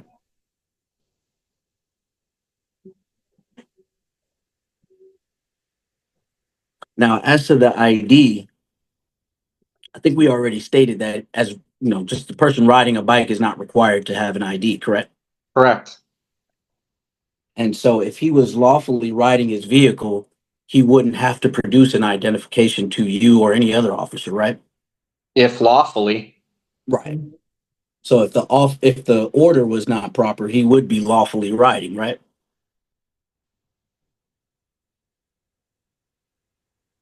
Say that again, I'm sorry. Sure. If the order, so say I give an unlawful order to do something for a bike rider, that means if the order was unlawful, they still have the right to do whatever it was that I'm telling them they can't do. Correct. All right. I think I just want to make sure I'm done, Your Honor. I have everything. One moment. Last thing, you mentioned the headlights on his bike. The headlights on the bike wouldn't move an obstacle out the way, right? No, it would not move it. So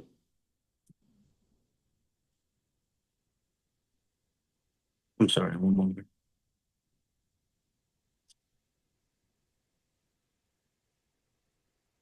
Okay. And then we mentioned about being to the right of the road, and that would include, or excuse me, let me ask you this. Based on the video that we saw, it would be fair to say that there was construction all over that road or in that area where you were, right? Fort Street has construction, yes. I got you. And I think that's it.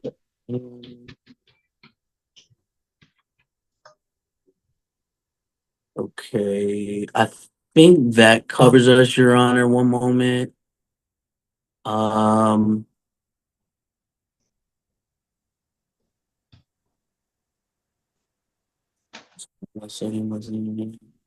Okay. Oh, I'm sorry. Last thing, there was no driver reports of any injuries or anything like that, right? No. Okay, thank you. I think that covers us, Your Honor. No further questions from defense. Thank you, Attorney Horn. Yes, thank you, Your Honor. Officer, you testified earlier that he was in the middle of the roadway. Correct. And if that bike lane, say it was obstructed, where should he have been riding to avoid it? Even if the bike lane was obstructed, which it was not, he still has a duty to move to the far right side of the traffic lane to give the right of way to vehicular traffic that's traveling on the road. And as you approached, was he blocking your right of way? Yes, he was in the middle of my lane of traffic. And you stated that you didn't see any obstructions, where in the lane that you were in, as you were riding. And you asked him, what did you ask him? You asked him to move into the bike lane? Yes. And how many times did you ask that question? I asked him twice to move into the bike lane via the loudspeaker on my vehicle. Then a third time, once the traffic cones where there was a space for vehicles to turn left, I pulled up alongside of him and rolled my window down and asked him a third time and said he needs to be in the bike lane. And then that's when he began arguing with me. And at that time, before the argument started, and the third command that you had given him to properly use the bike lane, had you had any intentions on giving him a ticket? No, not at all. No further questions, Your Honor. Thank you. All right. A very, very brief redirect, Your Honor. Again, you said about Is that a thing, Your Honor? I got what he meant. It's recross, and as long as he doesn't exceed the scope, I'm gonna allow it. I'm sorry. Right. It's very brief, very brief. Recross. You said the middle of the road, etc. Again, we don't have any video of that encounter of him in the middle of the road, right? I don't know what was recorded on the dash cam or the body cam. And the people would object to the middle of the road. for a long time, ever since even before the criminal law was codified, we have depended on witness testimony. So whether or not we have video, or if we don't have it, we don't have it. Well, respectfully, Your Honor, I'm asking if he. It's just a question. It's Yeah, just a question. Is there video of it? That's it. That's it. Right. And just so the question was, you didn't have any. Oh, I'm sorry. He answered it. I believe he said he essentially said he didn't know. Right? Got it. Let's, you've had your cross, so let's finish up. Very last question was just that the middle lane, quote unquote. You said he was riding in the middle of the road, but we are clear that there was construction on the road, narrowing the road. Is that fair to say? In order to answer that, that's not a yes or no answer. I would have to describe. That's 100% a yes or no answer. Is there construction on the road narrowing the road, making the road less wide than it would be had that construction not been there? It's a yes or no question. Very simple. Are you asking me if it narrowed the lane of travel or the entire roadway? May I ask a clarifying question? Does the construction on the road lessen the area upon which vehicles have to travel on that road? That's kind of what I was asking defense attorney, because the construction, yes, narrows the road, but the cones and the curb for the bike lane still establish a well-established lane of travel for vehicles. So that's what I was trying to clarify. All right. So just to answer my question, the road itself, I understand what you're saying. The road itself is narrowed by the construction. Is that correct? No, technically, no, it's not. The only thing That's fine. okay. That's fine. That's your answer. That's fine. why I said I'm trying to help you out. No, you know what? Let's help out last one. If we pull up that video at the 1740 mark and we look at that road, you're telling me that that road and those cones do not block the normal flow of traffic? What I'm telling you is that the construction, Your Honor, I would takes object because away- he didn't ask whether it blocks a normal flow of traffic. The question was whether it narrowed. Is that correct? Let's do this. Strike those. Let's do a very simple question.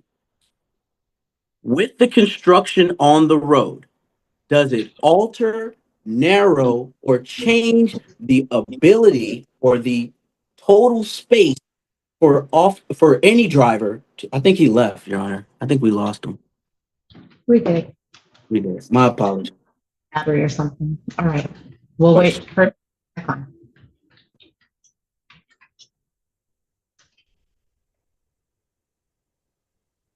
All right, we're gonna wait for a minute for him to get back. Oh, he's back. Okay, here we go.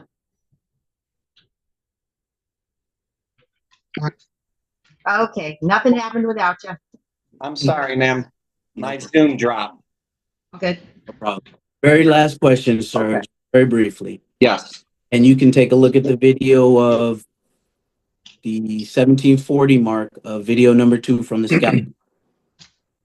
I'm asking you, on that road, was that road narrowed or obstructed in any way that would limit a driver from the normal road that was there? That's Let's ask straight that question. your term of narrowing On the road where the cones are, can you drive a car where the cones are on that road?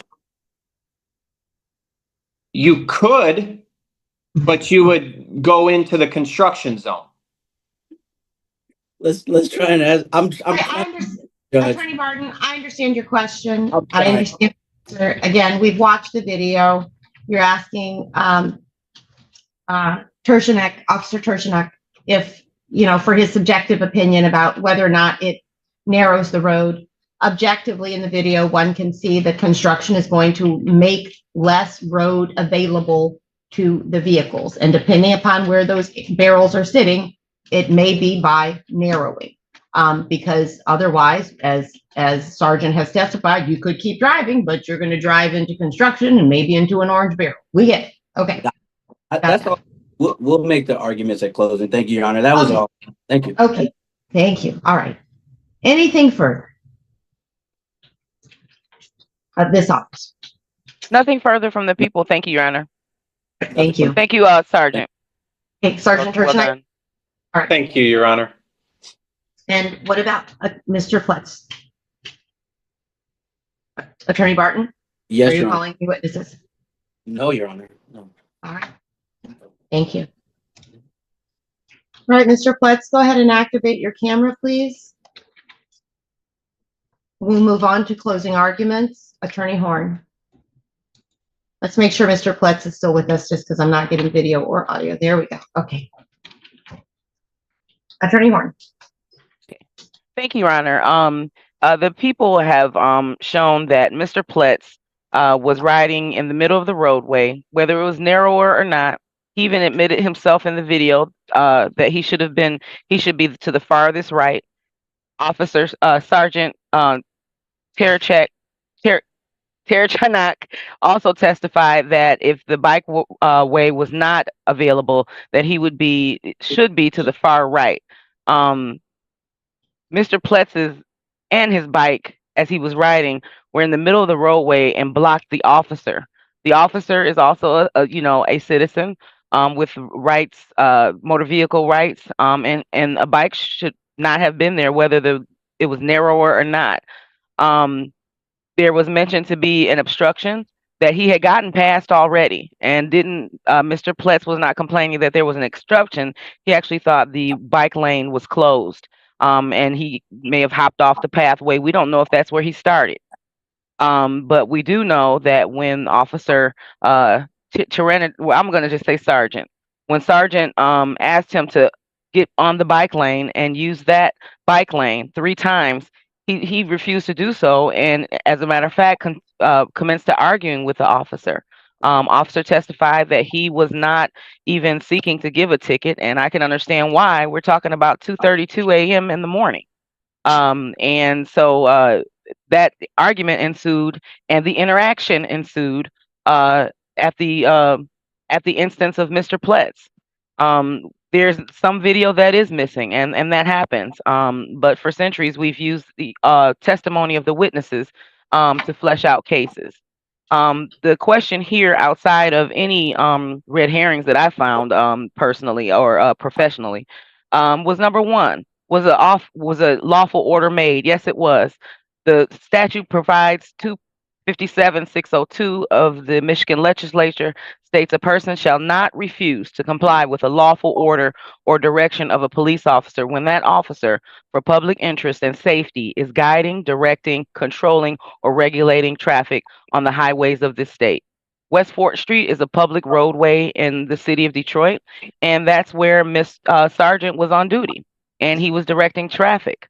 While he may have been the only vehicle that was blocked, he was in fact blocked while he approached Mr. Pletz's bike. In addition to the lawfulness of the order, it came from him regulating traffic. As far as interference with normal flow, Sergeant testified that he was interfering with his own flow. And so that is impeding just by nature of a pedestrian or even a vehicle blocking traffic, being in the middle of the roadway.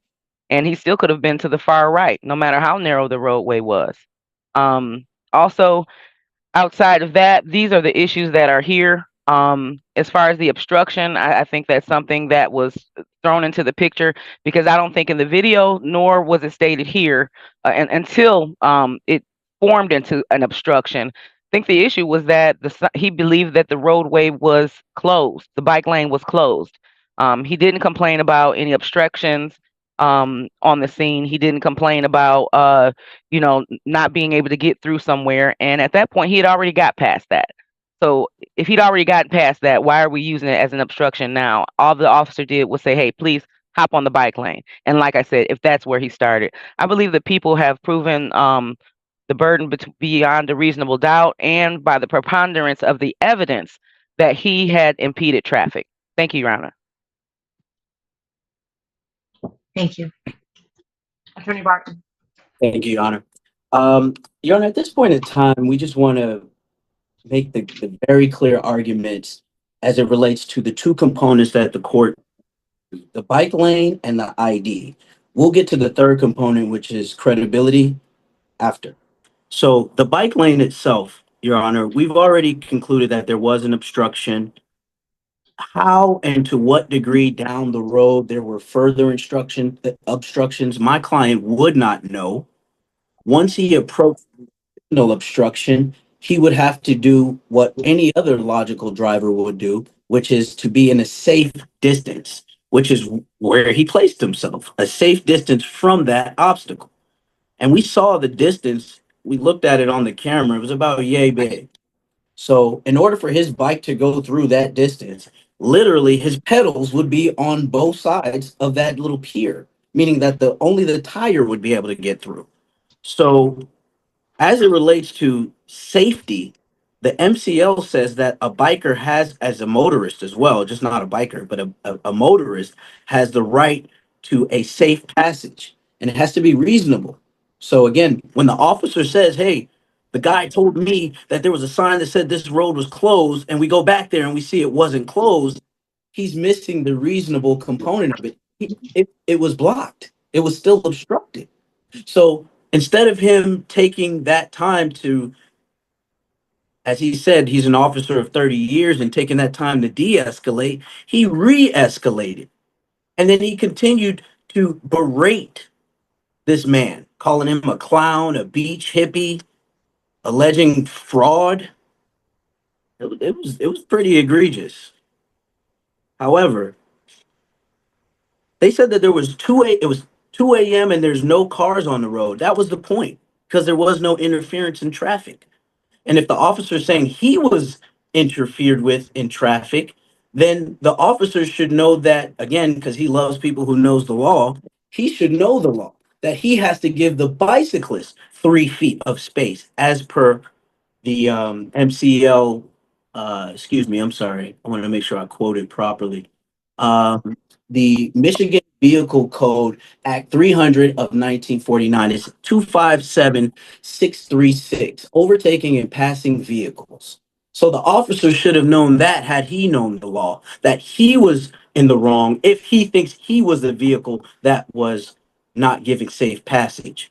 Second, Your Honor, we asked about the video, not because we don't believe that not having the video should allow for a dismissal. What we're saying is if the young man was in the road, you're saying that you had your body cam on, there's a scout car, and not one video of this occurring? The only video you have is after you and him are arguing, which insinuates, going back to the third component of credibility, that there's a lack of credibility in this particular officer's statement. And we know that for a fact, based on the fact that it took him 30 minutes to answer yes or no questions. Let's move on. The next thing is the ID. So as far as the bike lane is concerned, we have already gotten him to admit that there was an obstruction. He's already ruled that 257660A says that the cyclist has the right, it has the right to, and if there is an unsafe or unreasonably safe road, then they can maneuver around it, right? So we know that for sure. And we also know MCL 257657 says that bicyclists on the road are operating as if they had the same duties as a driver, right? So we've got that. Now, the ID, they're saying that he had a lawful order. Well, we've already established that the order wasn't lawful because the young man had the right to not be in that bike lane due to the obstruction. We know that it was an obstruction, he agreed, and we also know that they didn't even go forward to try and remove the obstruction afterwards. So I'm assuming somebody else is probably dealing with that same situation. However, if there was no lawful order, then there was no lawful requirement for him to give an ID. Very clear, very specific. And I even asked it, although there was an option to object to speculation, he still answered it. He still answered it because it was a logical question. If he was riding lawfully, would he have to provide ID? No, that was his answer. And that's the law. That's true. So now we know he was lawfully able to avoid that bike lane. For what distance? We don't know because we don't know to what degree the obstruction could have occurred down the road. The officer says he didn't see any obstruction. And then the young man brought him to the obstruction. And now he's saying, okay, well, yeah, but it's only here. Well, how does he know that? How does he know what distance this young man was traveling before he got to where the officer was for him to say there's no other obstructions? Maybe this young man ran across several obstructions down that road and he just used logic that said, hey, it's 2 a.m. I'm going to run into one of these obstructions. Let me move over. There are no cars in the road. Last thing, again, I'm going to, Your Honor, is to the credibility. And again, I say this with all due respect. I work with officers all the time. I work with ceasefire. I'm a former state prosecutor myself. What I'm saying is that as it relates to the credibility of this particular officer, it was very clear that my client violated the number one rule, which was pissing off an officer. That's it. That's all he did. He made this guy upset and he did not want to take it from, he didn't want to de-escalate from there because he thought he was doing him a favor. He thought he was just going to, hey man, I'm just telling you, get out the road. I'm helping you out, etc., etc. But no, he wasn't helping him out. When the guy gave him pushback, when my client gave him pushback and told him the actual law, then he started to berate him on internet law and all that. So again, Your Honor, I just want to make sure that we're clear. MCL 2567 says he can operate as a vehicle. MCL 2567660A says that the cyclist can, if I may, a cyclist riding slowly in traffic generally must ride aside as as close to the edge as practical, the right-handed curb or edge of the roadway, except when conditions make the right edge unsafe or unreasonable to use. That's why I asked the officer, and it took us 30 minutes to get a yes or no question that we can see on the video. Was there construction narrowing the road? In any way, was the road no longer the way it was intended as it was designed, and the construction cones changed or altered that? Very simple question, and yet the credibility of the officer allowed him to be evasive to that. Why? Because he knows MCL 257660A says if that was narrowed, that changes the dynamic of where he is to go to the right or left because it's not safe. So with that said, Your Honor, we would respectfully ask that they dismiss these charges, both of the charges, because one leads to the other. One was that he disobeyed a lawful order. There was no lawful order, evidenced by the officer stating that there was an obstruction. Second off, that he failed to present ID, which is again improper because he was not required to present ID. With those stated, Your Honor, we would respectfully ask that the court dismiss all of the relevant charges. Thank you. All right, thank you. Rebuttal, Your Honor. All right, I'll allow rebuttal. Okay. Thank you, Your Honor. In this particular case, there was a lawful order given, and it was simply to please get back on the bike lane. And if not, if you're riding near the curb or close to the curb, farthest right of the traffic, that it was talked about here that would have likely been okay. But in this case, he was riding in the middle, in the front of the officer's vehicle, in the very front. And so while he decided to jump, we don't even know where he started. We don't even know if he started on the bike lane. But his reasons. Stop. This is closing. Ms. Horn is speaking. Stop. Objecting to facts not in the record, Your Honor. There was no right, and we don't even know where he started. So Right. as far as being in the roadway, this is what the officer testified to. He was in the middle of the roadway.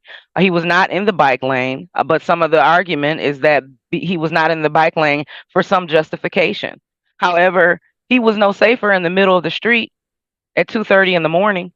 And officer was not trying to pass him. So as far as being safe passage and enough room, the officer was not trying to pass him. The officer was giving a lawful order to use the bike lane instead of the middle of the road. The officer did not testify that he had 30 years of experience on the force. He testified that it was 27 years. And in the video, he said close to 30.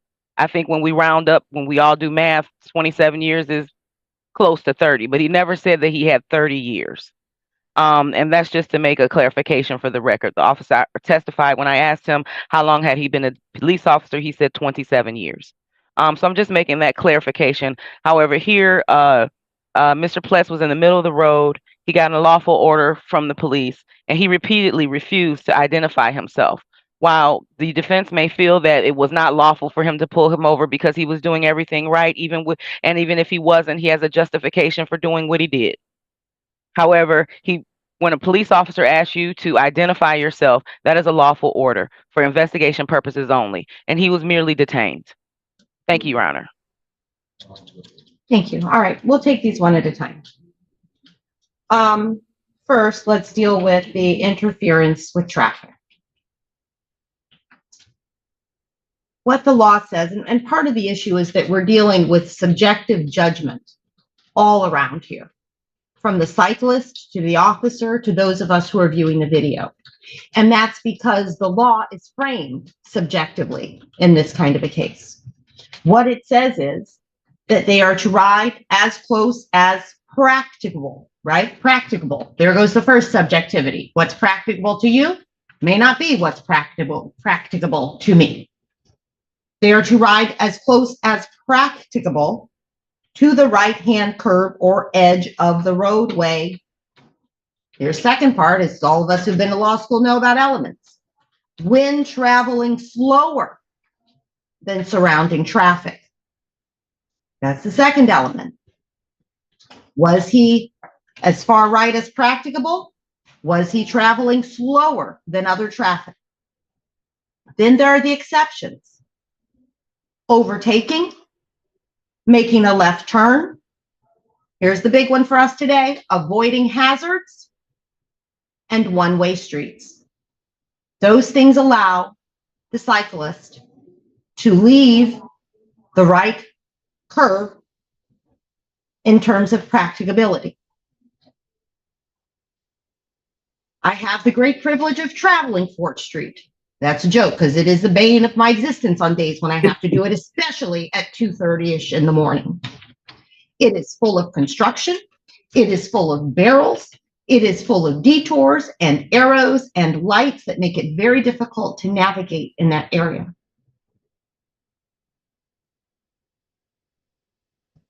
It is difficult to imagine that what a cyclist is expected to do, rather than following a straight course of action, allowing him to avoid the obstacle that's here, weave back in, avoid the next obstacle that occurs in the next 2 feet, weave back in, weave back out. As a cyclist, I don't know that what a cyclist would determine is practicable in terms of staying close to the right-hand curb. Clearly, that sign was there with sandbags. And we can argue semantics about whether detour means closed or closed means detour, right? But as drivers, if we see a detour sign, we generally move.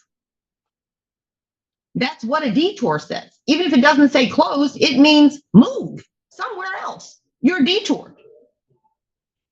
And so we have a cyclist who saw a detour sign, according to him or his attorney, and moved. So then the question is, should he have moved back in, right? Or by not moving back in, was he obstructing traffic? And here's what was very telling to me. And I wrote it down in terms of the first video that was shown. Between 17 minutes and 5 seconds and 17 minutes and 7 seconds, when police cars were sitting in the lane, a large oil tanker truck went by, traveling the exact same direction. If that large oil tanker was not obstructed by numerous police cars and individuals in the roadway, it's difficult for me to understand how one cyclist obstructs traffic if a tanker can still get by.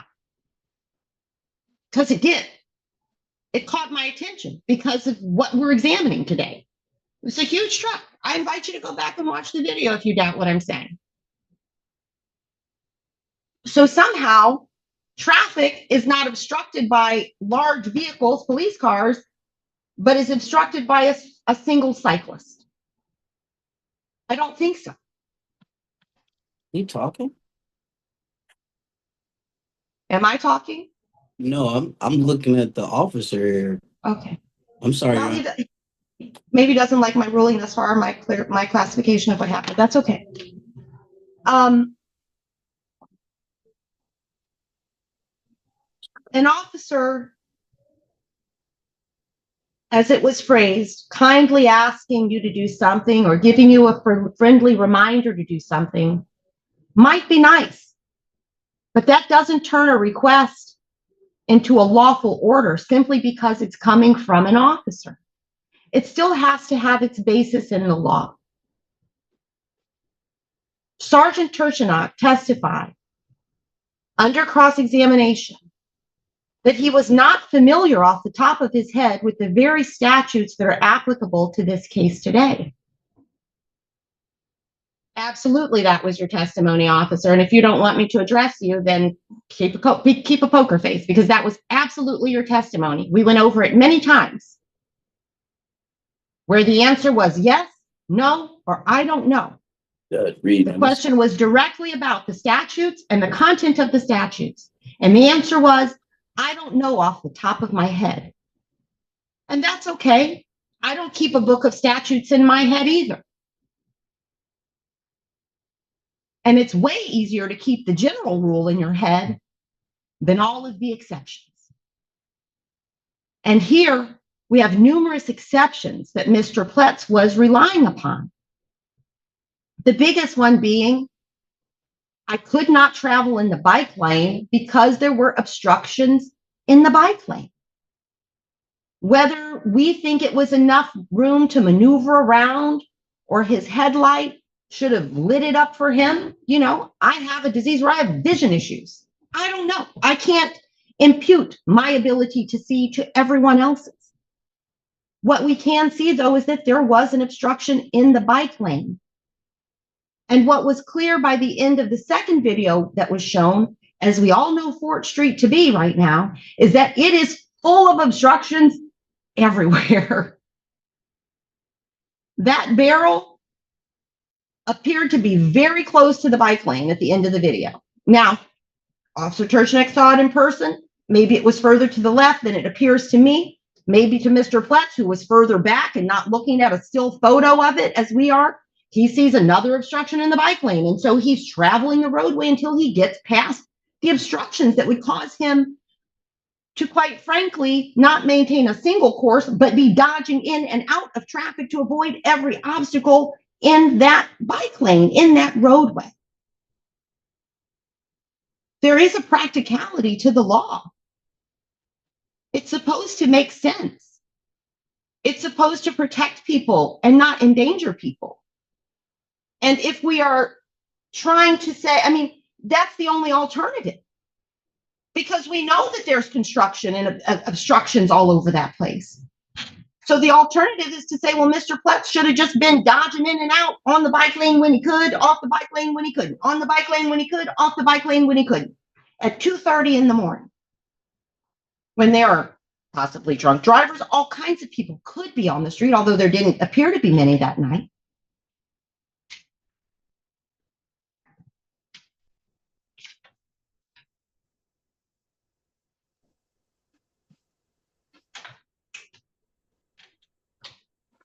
I don't know. I mean, I could say more. I think it'll just muddy the record. I don't think that, unfortunately, is something that we have to advise people, but we should not be saying to people, when an officer kindly asks you to do something or gives you a friendly reminder, you just do it or it's going to turn out bad for you. That's not the kind of place that we're supposed to live in. It's okay for people to know their rights. You don't even have to take a bar exam in every state in this country to be a lawyer. You don't have to go to law school in every state. Law is still done in some places through learning and apprenticeship. There are smart people who study and learn the law. There are quote unquote jailhouse lawyers that could go toe to toe with any of us in this courtroom today.